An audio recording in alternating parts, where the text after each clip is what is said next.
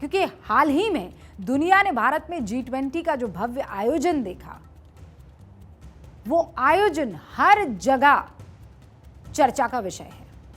हर तरफ अमेरिका के president Joe Biden, Britain के पीएम ऋषि सुनक जैसे नेताओं की चर्चा हो रही थी। सभी देशों के नेताओं का पीएम मोदी ने गर्मजोशी से स्वागत भी किया और सम्मान भी दिया। अफ्रीकी मुल्क के नेताओं से भी पीएम गर्मजोशी से मिले। वो तस्वीरें हम सब ने देखी है। लेकिन कनाडा के लोगों को ये लग रहा है कि उनके पीएम जस्टिन ट्रूडो को भारत में उतना सम्मान नहीं मिला जितना मिलना चाहिए। कनाडा की मीडिया, विपक्षी पार्टियों ने ट्रूडो की भारत दौरे पर तीखे हमले किए। कनाडा का मानना है कि पीएम ट्रूडो की वजह से भारत और कनाडा का रिश्ता बहुत नाजुक दौर से गुजर रहा है। पहले आपको पीएम जस्टिन ट्रूडो और पीएम मोदी की मुलाकात पर कनाडा के न्यूज़पेपर्स में क्या कुछ लिखा है वो दिखाते हैं।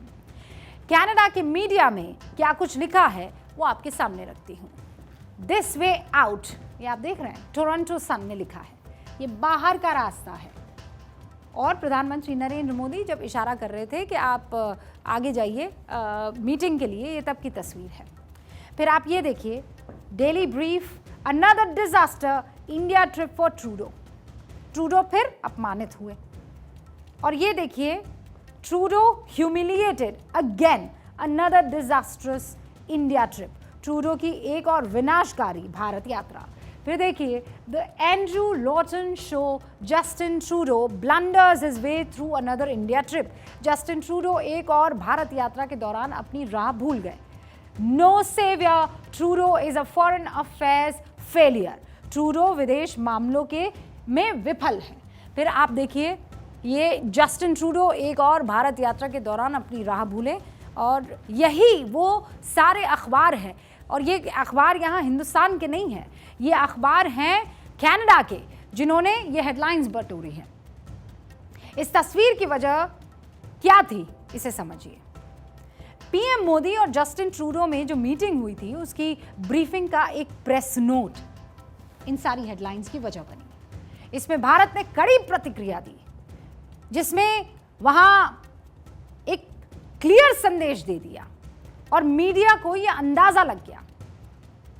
पीएम मोदी ने कनाडा में सक्रिय खालिस्तानियों को लेकर जस्टिस ट्रूडो को खरी खरी सुनाई, जिसका अंदाजा इन शब्दों से निकाला गया है। ये देखिए आप, प्राइम मिनिस्टर्स मीटिंग, और उसमें ही conveyed our strong concerns about continuing anti-India activities of extremist elements in Canada. They are promoting secessionism and inciting violence against India, Indian diplomats, damaging diplomatic premises and threatening the Indian community in Canada. और उसका हिंदीकरण आप यहाँ नीचे देख सकते हैं, जिसमें लिखा है, उन्होंने कनाडा के चरमपंथी तत्वों की जारी भारत विरोधी गतिविधियों के बारे में चिंता से अवगत कराया है, अलगाववाद को बढ़ावा दे रहे हैं और भारतीय राजनयिकों के खिलाफ हिंसा भड़का रहे हैं, राजनयिक परिसरों को नुकसान पहुंचा रहे हैं और कनाडा में भारतीय समुदाय और उनके पूजा स्थलों को लगातार नुकसान पहुंचा रहे हैं। संगठित अपराध, ड्रग सिंडिकेट और मानव तस्करी के साथ ऐसी ताकतों का गठजोड़ कनाडा के लिए भी चिंता का विषय होना चाहिए। ये सारी बातें हैं जो कन्वे की गई हैं।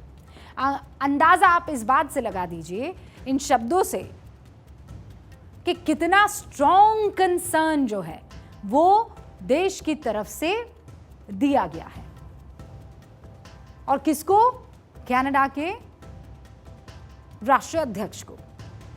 पिछले दिनों आपने देखा होगा कनाडा में भारत विरोधी प्रोटेस्ट हुए, जिस पर भारत सरकार के विरोध के बावजूद खालिस्तानियों ने खूब हंगामा किया।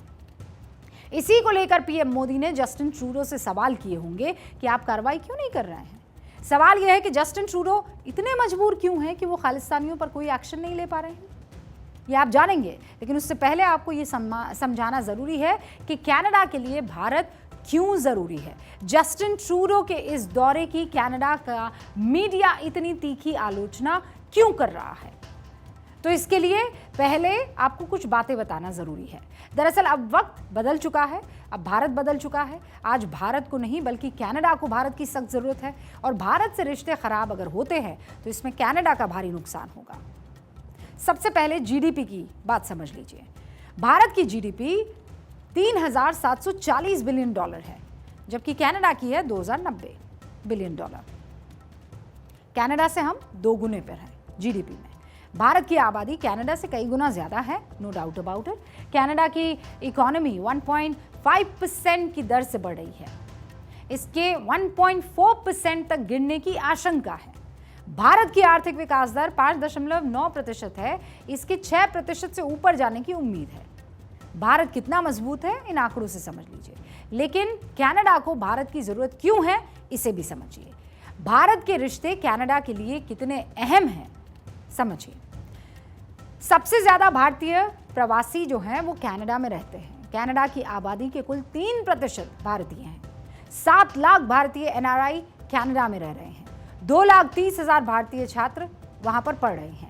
भारत में 600 से ज्यादा कनाडा की कंपनियां मौजूद हैं। 1000 से ज्यादा कनाडा की कंपनियां भारतीय वहां पर काम करते हैं, भारत में काम करते हैं।